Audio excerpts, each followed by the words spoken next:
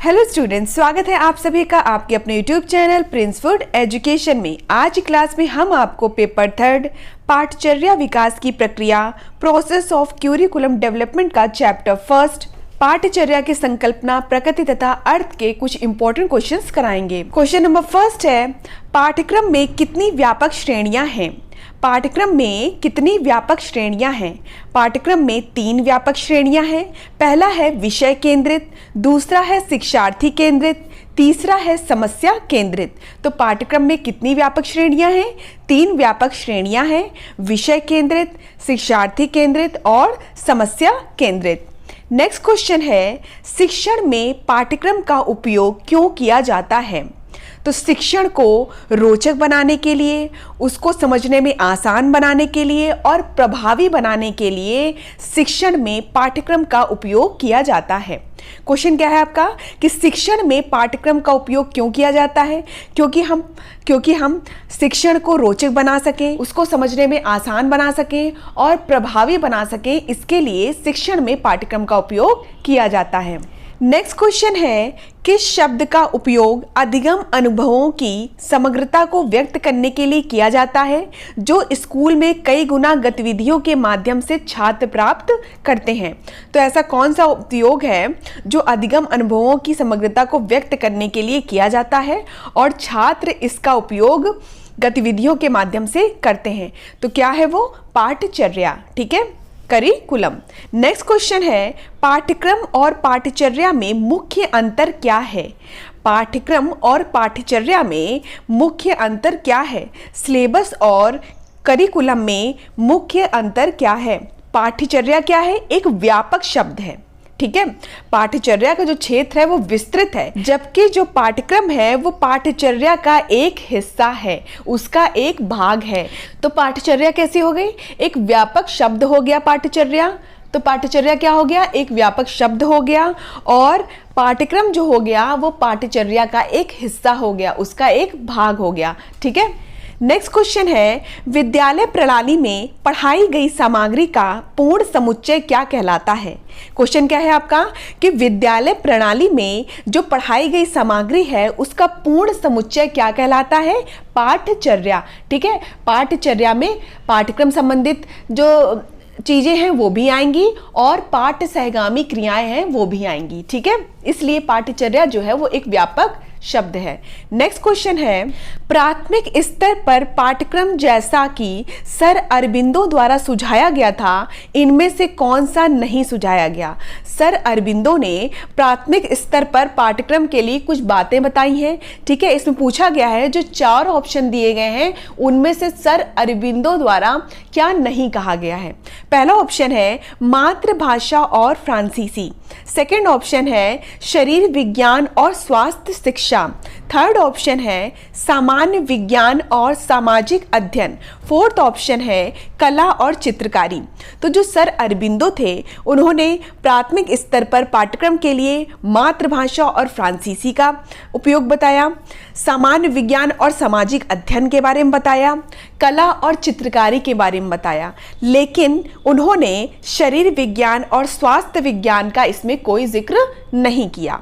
प्राथमिक स्तर पर जो श्री अरबिंदो थे उनके द्वारा शरीर विज्ञान और स्वास्थ्य शिक्षा का कोई सुझाव नहीं दिया गया। तो आपका आंसर क्या हो जाएगा? शरीर विज्ञान और स्वास्थ्य शिक्षा। ठीक है। नेक्स्ट क्वेश्चन है, पाठचर्या के क्षेत्र में क्या क्या शामिल है? तो पाठचर्या के क्षेत्र में विद्यालय की जो आंतरिक गतिविधियां हैं वो भी शामिल हैं और स्कूल की जो बाहरी गतिविधियां हैं वो भी शामिल हैं। तो पाठचर्या का क्षेत्र विस्तृत क्यों है? क्योंकि उसमें विद्यालय की आंतरिक गतिविधियां भी शामिल हैं और विद्यालय के बाहर होने वाली जो गतिविधियां हैं उनको भी शामिल किया जाता है, इसलिए पाठचर्या का जो क्षेत्र है वो व्यापक है। ठीक है। नेक्स्ट क्वेश्चन है, शिक्षण अधिगम की प्रक्रिया का सबसे महत्वपूर्ण घटक कौन सा है? शिक्षण अधिगम की प्रक्रिया का सबसे महत्वपूर्ण घटक है शिक्षार्थी। शिक्षार्थी के बिना शिक्षण प्रक्रिया नहीं हो सकती। ठीक है, मतलब अधूरी है। ठीक है। नेक्स्ट क्वेश्चन है, पाठ्यक्रम निर्माण का कार्य क्या माना जाता है? तो पाठ्यक्रम निर्माण का कार्य जो है वो एक अति विशिष्ट कार्य माना जाता है। ठीक है, पाठ्यक्रम निर्माण का कार्य जो है वो एक अति विशिष्ट कार्य माना जाता है। नेक्स्ट क्वेश्चन है, विभेदीकरण सिद्धांत के अनुसार पाठ्यचर्या प्रारूपण के संबंध में निम्नलिखित में से कौन सा सही नहीं है? पहला ऑप्शन है, यह अधिगम के परिणामों पर केंद्रित है। सेकेंड ऑप्शन है, यह सभी बच्चों को व्यक्तिगत के रूप में महत्व देता है। थर्ड ऑप्शन है, प्रत्येक छात्र ठीक उसी विषय वस्तु को ठीक उसी तरह से और ठीक उतने ही घंटों में सीखता है। नेक्स्ट ऑप्शन है, यह शिक्षण प्रथाओं को बढ़ावा देता है। तो इसमें क्वेश्चन पूछा गया है कि विभेदीकरण सिद्धांत के अनुसार पाठ्यचर्या प्रारूपण के संबंध में कौन सा सही नहीं है? तो कौन सा सही नहीं है कि प्रत्येक छात्र जो होता है वो ठीक उसी विषय वस्तु को ठीक उसी तरह से और ठीक उतने ही घंटों में सीखता है। यह कोई जरूरी नहीं है कि प्रत्येक छात्र जो है वो एक जैसे ही हो। एक छात्र जो है वो विषय वस्तु को उतने ही घंटे में सीख रहा है तो दूसरा भी छात्र विषय वस्तु को उतने ही घंटे में सीखेगा, ये जरूरी नहीं है, क्योंकि वैयक्तिक विभिन्नता के अनुसार जो प्रत्येक छात्र होता है वो एक दूसरे से भिन्न होता है। हो सकता है कोई विषय वस्तु जो है वो एक छात्र को अच्छे समझ में आ जाए, जल्दी समझ में आ जाए, कम समय में समझ में आ जाए, और दूसरे छात्र को उसमें देर लगे, देर में समझ में आए। ठीक है, कई घंटों में सीखे वो। ठीक है, इसलिए इसमें ये ऑप्शन गलत हो जाएगा कि प्रत्येक छात्र जो है वो ठीक उसी विषय वस्तु को उतने ही घंटों में सीखता है, ये जरूरी नहीं है। ठीक है, सभी छात्र विषय वस्तु को अपने अनुसार सीखते हैं।